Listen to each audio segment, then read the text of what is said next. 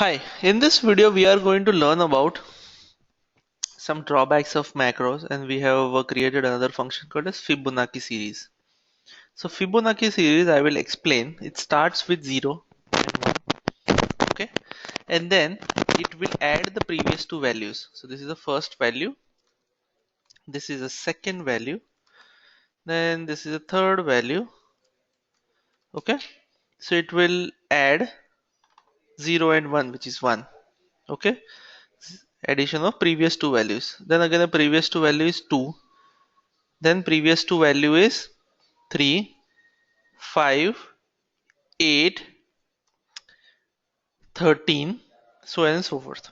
Okay, so this is what Fibonacci value does. This is the fourth value, fifth value, sixth value, seventh value, eighth value.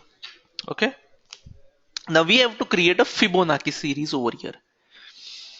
So we have already created a macro, so let's understand that macro first. Fibonacci, click on edit. Okay, it's as simple as that. You have to run this macro and sum the previous two values. So move by one, add previous two, move by one, add previous two. It is as simple as that. Okay. So I have created some integers and defined it. So I've mentioned what it is used for. It is the counter for the position of the series. It will be 1, 2, 3, 4, 5. It stores the current value, it stores the next value, and it stores the next step size. Okay, we'll see what exactly it says. It says start from the first row. ifib next is the first value is 0. Okay, if my first value is 0, which is less than 1000, then add 0 and 1 over here, which is a part of this ifib, and I step is a next. So it's add 0 and 1. Then move to a second row. ifib next over here is 1. So 1 is less than 1000. Perfect. Then, so this is the first value. When my I is 1. So when my I is 1, initially I have to define 0 and 1. So after the first step, this step is not making sense. It directly goes here. ifib next. So it will take 1 and 1. And it will put a value over here saying the 2. Okay, because it will add this. Then it will move I is equal to I plus 1, which is as 3. So 3 will become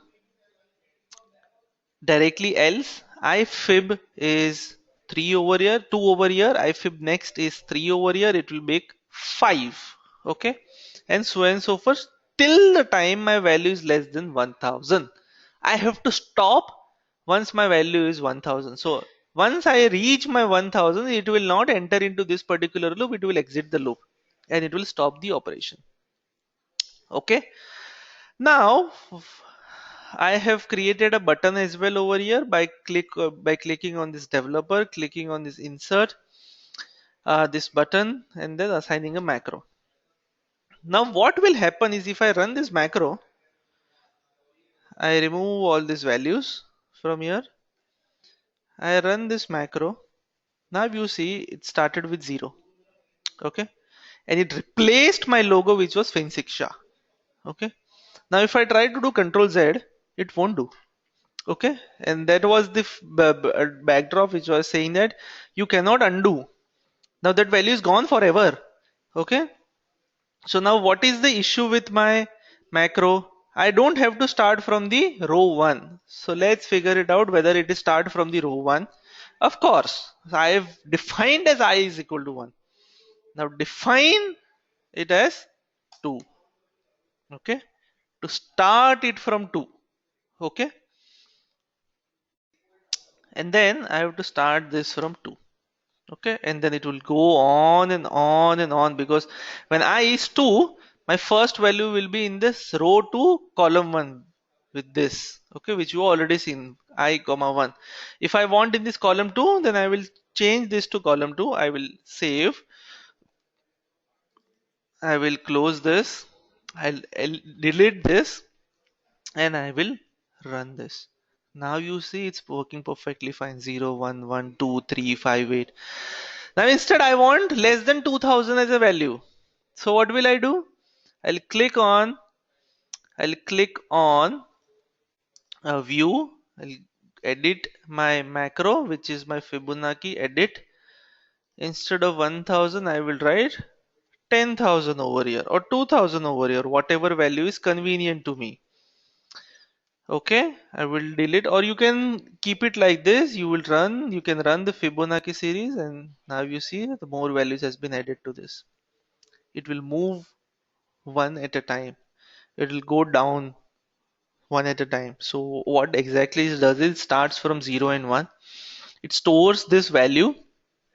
When the next step comes, it will take this value as addition, and the next step comes, it will just add these two values, then these two values, then these two values, then these two values, then these two. So previous output plus its previous output is what it adds. All right. So it's a very simple code. It's not too difficult. It's not too difficult. It starts from the second row. First, it starts from 0.